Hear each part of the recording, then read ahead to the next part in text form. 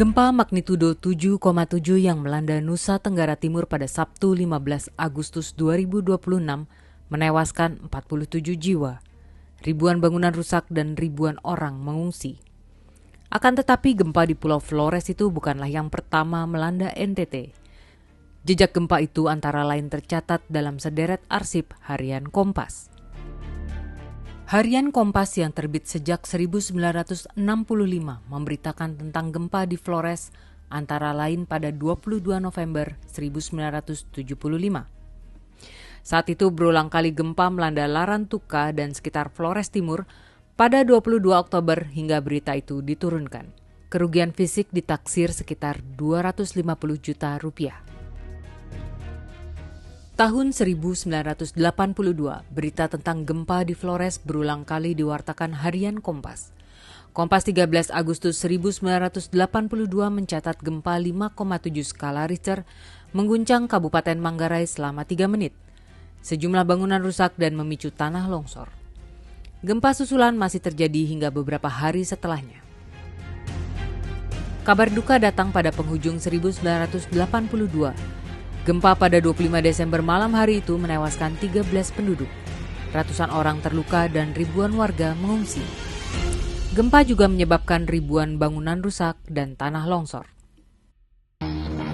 Salah satu gempa dahsyat yang menyebabkan ribuan korban tewas terjadi pada Sabtu 12 Desember 1992.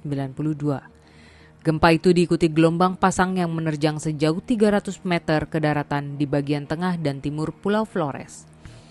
Kota Momere dan Ende pun lumpuh total.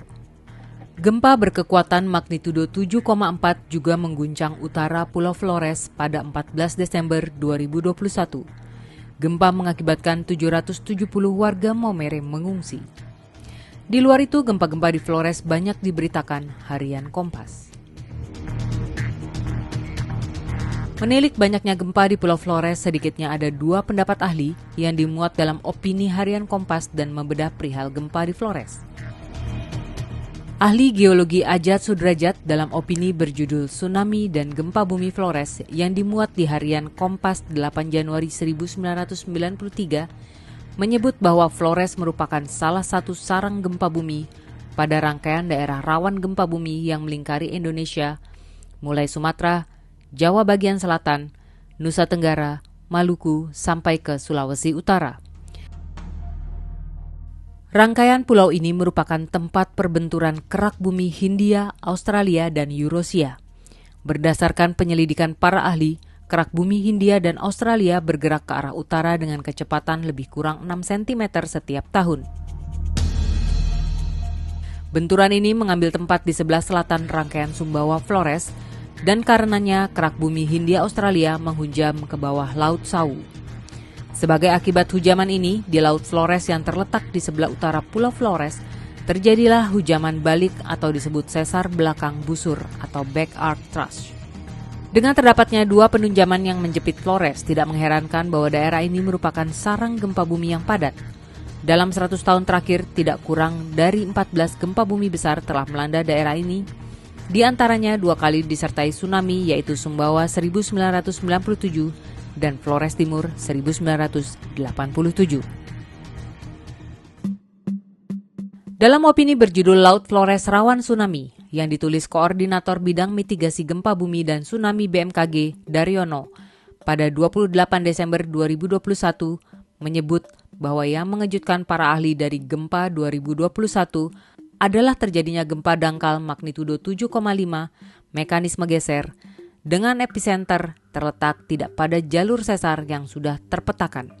Menariknya lagi, lokasi pusat gempa ini secara seismisitas berada di wilayah dengan tingkat aktivitas kegempaan rendah berdasarkan data seismisitas regional periode 2009-2021. Meskipun pusat gempa ini dekat jalur sumber gempa sesar naik Flores atau Flores Thrust, pembangkit gempa pada 2021 bukanlah sesar naik Flores. Sesar naik Flores dicirikan memiliki mekanisme naik, sedangkan gempa yang terjadi memiliki mekanisme geser.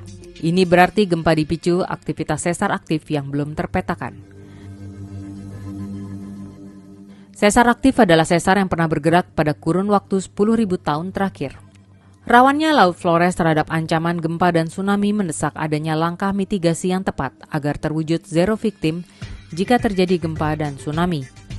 Langkah itu antara lain terkait standar struktur bangunan guna meminimalkan korban jiwa akibat gempa, tempat evakuasi sementara, hutan mangrove, cemara pantai atau palem yang perlu dilestarikan untuk meredam tsunami, serta perlu digencarkan pelatihan mitigasi gempa dan tsunami.